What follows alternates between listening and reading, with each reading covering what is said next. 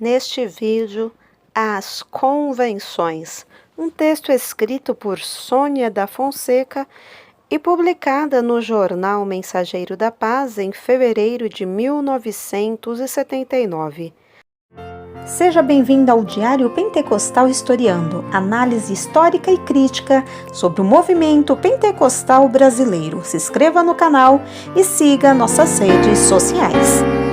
O povo que não conhece a sua história está condenado a repeti-la.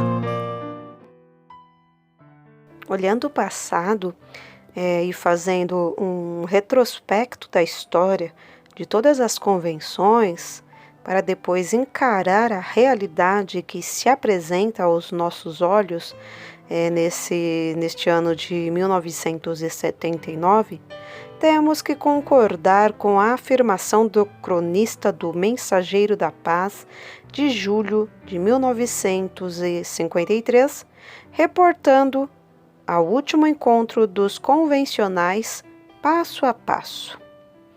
O movimento pentecostal cresceu de tal forma que ameaça transbordar e inundar as terras incultas e áridas. Paralelamente, cresceram também os problemas que só o Espírito Santo pode solucionar. Cresceram os ataques de Satanás à Igreja de Cristo, cresceram os perigos para o grande exército divino, mas também cresceu o cuidado de Deus para com o seu povo, cresceu a vigilância do Espírito Santo sobre a seara que se estende em todas as direções, cresceu e agigantou-se a vitória da causa de Cristo. Em 1930, Natal, capital do Rio Grande do Norte, era uma cidade de impaludismo e febres. Nela viviam 35 mil pessoas, das quais cerca de 40% tinham sido atingidos pelas doenças tropicais.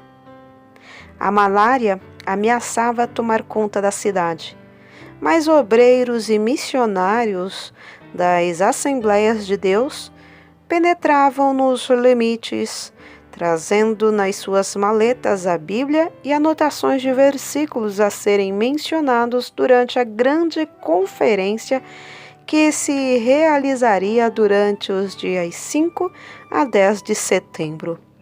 A grande questão a ser debatida naqueles dias era a transferência das responsabilidades da obra que já se evidenciava no norte e nordeste do Brasil aos obreiros nacionais.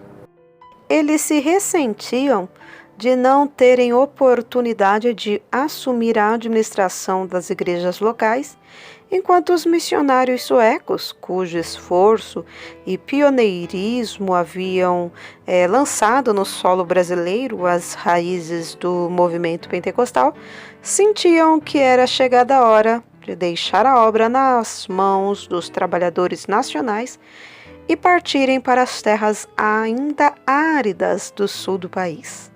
O pastor Levi Petrus, que viera da Europa especialmente para a conferência, estava presente na abertura dos trabalhos. A questão foi apresentada e definida pelos missionários Gunnar Wingen, Otto Nelson, Joel Carson, Nels Nelson, Samuel Nistrom e 16 pastores nacionais. Todos os templos e locais de reuniões pertenciam à missão.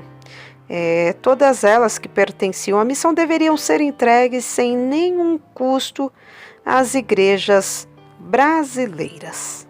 Tudo deveria ficar pronto e terminado até o dia 1º de julho de 1931. Um clima de emoção se estabeleceu entre os conferencistas.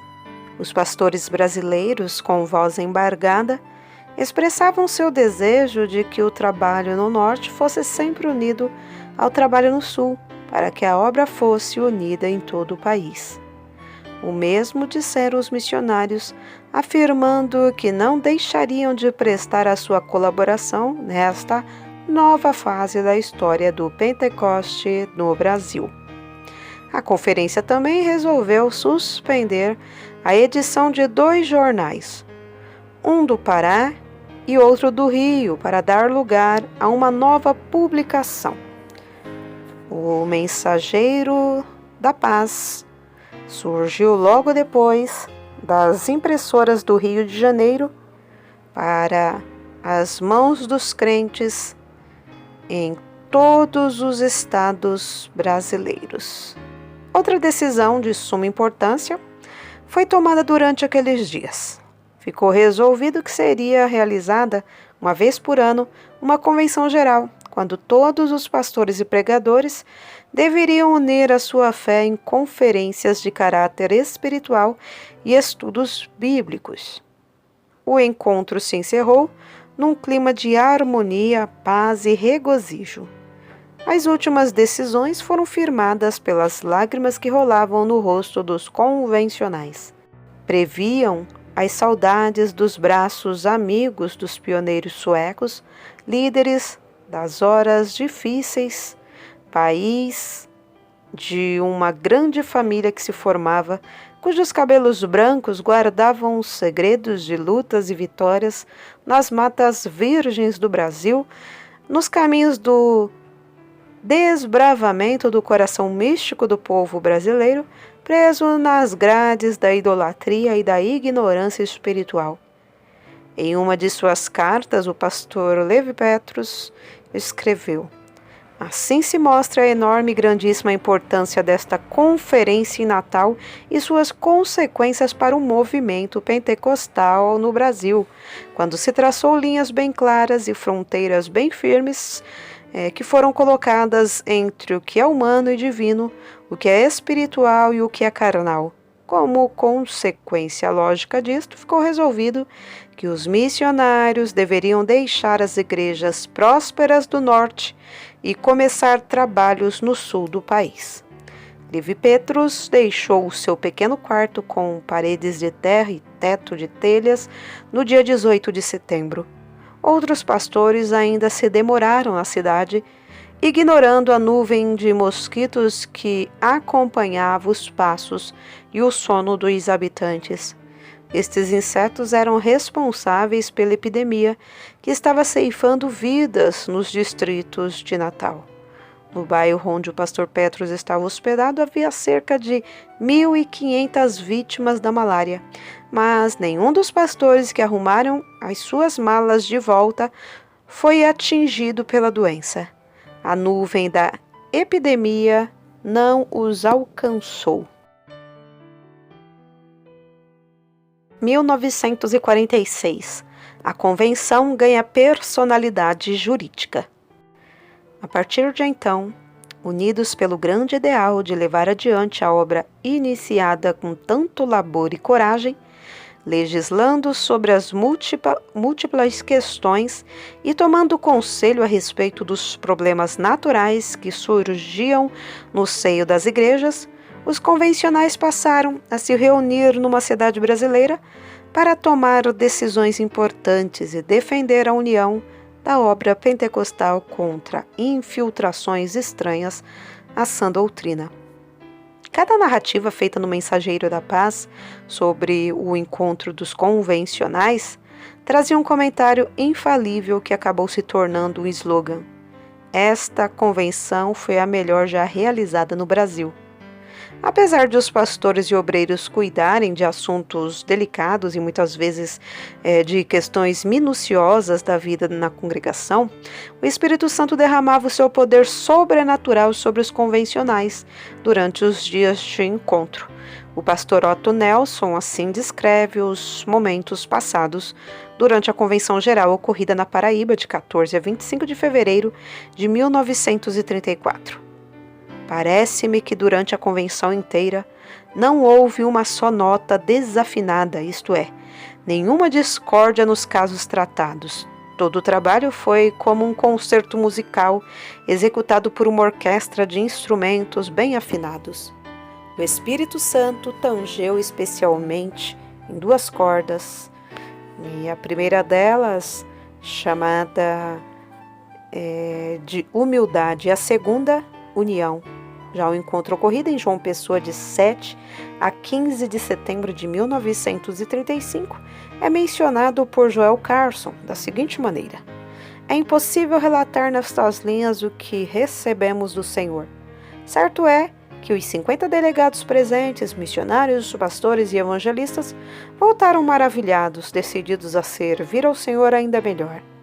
De vez em quando Deus falava por profecia ou por línguas com interpretação. A igreja local, com seu pastor à frente, não poupava esforços para dar maior brilho a essas reuniões.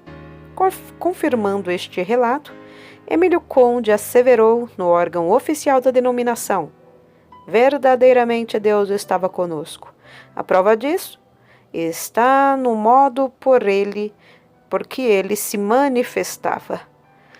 Não havia ali uma formalidade estabelecida, mas sim liberdade para o Espírito Santo se manifestar, como o fez por diversos modos. Confirmada pelo Senhor, a Convenção Geral das Assembleias de Deus tornou-se pessoa jurídica em outubro de 1946, durante o encontro realizado em Recife, tendo como fundadores Samuel Nistron, Cícero Canuto de Lima, Paulo Leivas Macalão, José Menezes, Július Nelson, Francisco Pereira do Nascimento, José Teixeira Rego, Orlando Boyer e Bruno Skolimowski, entre outros. Nos estatutos constam, entre os seus principais objetivos, promover a união e incentivar o progresso moral e espiritual das Assembleias de Deus, manter e propugnar o desenvolvimento da casa publicadora, sem, no entanto, limitar a liberdade de ação inerente a cada igreja, nem determinar de qualquer forma sua atividade. Apesar destas especificações contido nas disposições gerais, havia um outro artigo que delimitava: nenhuma Assembleia de Deus poderá viver isoladamente. É obrigatória a interligação das igrejas evangélicas e Assembleias de Deus no Brasil, com a finalidade de determinar responsabilidades, quer perante a denominação, a Convenção Geral, ou as autoridades constituídas. A Convenção Internacional, o movimento pentecostal no mundo. Uma das ideias que foi bem recebida pela convenção realizada em outubro de 1947 em São Paulo foi a realização de uma conferência mundial das igrejas pentecostais no ano de 1950 em Porto Alegre. Os convencionais insistiam em que a ideia se concretizasse, pois o Brasil era o terceiro país em número de crentes pentecostais em todo o mundo. As notícias da primeira conferência mundial realizada em Zurique, Suíça, ainda estavam frescas e mostravam aos brasileiros o alcance do movimento pentecostal em todos os continentes.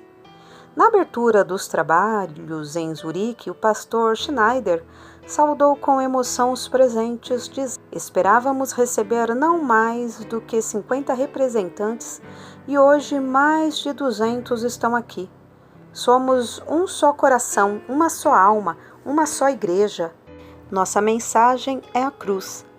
Sustentemos só a mensagem da cruz. Precisamos de poder. Que Deus nulo conceda nesta convenção. Aos poucos, os participantes tomaram conhecimento das ocorrências da obra missionária em várias partes do mundo. Na Alemanha, nos anos pós-guerra, cerca de 12 milhões sofriam agonia e grandes privações. Sentados entre os convencionais estavam heróis que sofreram nos campos de concentração por causa de sua fé. Na Itália, havia 100 mil crentes pentecostais, apesar de as igrejas estarem fechadas pelo fascismo. Os crentes na França estavam sofrendo perseguição, de um lado pelos católicos e do outro pelos comunistas, mas a obra crescia grandemente. O delegado da Polônia falou da liberdade religiosa no seu país naqueles tempos idos, mas todos ficaram comovidos quando se levantou o representante da Áustria, ainda sofrendo de subnutrição. Passara muito tempo preso entre os russos e falou da grande necessidade de literatura. A história do Congo exemplificou a evangelização na África. James Salter contou como 3 homens foram alimento de antropófagos há 30 anos, deixando nas selvas os rastros de fé que se transformaram em 28 igrejas. Finalmente, João Colenda, representando a América do Sul, e especialmente o Brasil, contou do maravilhoso crescimento da obra em nosso país, com 100 mil crentes batizados nas águas. Mas não escondeu a grande perseguição que na época levava os crentes aos presídios e ameaçava os cultos nos sertões brasileiros. Apesar do anseio dos nossos pastores, a Segunda Conferência Mundial foi realizada em Paris, não em 1950, mas de 21 a 29 de maio de 1949. Na manhã clara de primavera do dia 26, os pastores apresentaram aos conferencistas as principais cláusulas do manifesto aprovado pelo comitê. Decidiram, entre outras medidas, que a comunhão espiritual das igrejas pentecostais seria mantida e aprofundada por convenções mundiais a ocorrerem de 3 em 3 anos e que mostrariam ao mundo a unidade essencial dos crentes batizados com o Espírito Santo, cumprindo assim a oração de Jesus: que eles sejam um. Em 1967, o Rio de Janeiro hospedou a 8ª Conferência Mundial, quando o povo superlotou o Maracanãzinho no anseio de ouvir mais uma mensagem inspirada pelo Espírito Santo e conhecer a manifestação do poder de Deus. Os convencionais de todas as partes do mundo puderam conhecer de perto o avivamento que se alastra por todos os recantos de nossa pátria. Segundo os pastores que estiveram presentes na última Conferência Mundial realizada em Londres, as reuniões gerais não tiveram o mesmo calor das reuniões ocorridas no Rio de Janeiro, mas a delegação brasileira era bastante numerosa. Na hora das eleições, foi mantido o pastor Thomas Zimmermann como presidente e reeleito o pastor Paulo Leivas Macalão como integrante brasileiro do Comitê Mundial. A próxima conferência será realizada em Vancouver, Canadá, nos dias 2 a 7 de outubro de 1979, sob o tema O Espírito Santo nos Últimos Dias. Os objetivos de encontro foram referidos pelo pastor Zimmermann, superintendente-geral das Assembleias de Deus nos Estados Unidos e detentor do cargo de presidente do Comitê Mundial há 10 anos. Pretendem adotar um novo critério para as sessões matutinas, oferecendo maior oportunidade para a participação dos pentecostais de todo o mundo. A chama acesa nos continentes seguirá a direção do vento e o vento sopra onde quer. Ouvimos a sua voz unindo nos países da África, nas Filipinas, na Coreia do Sul, mas não sabemos para onde vai nem onde o fogo estará ardendo mais intensamente ao soar da trombeta que anunciará o arrebatamento da Igreja de Cristo.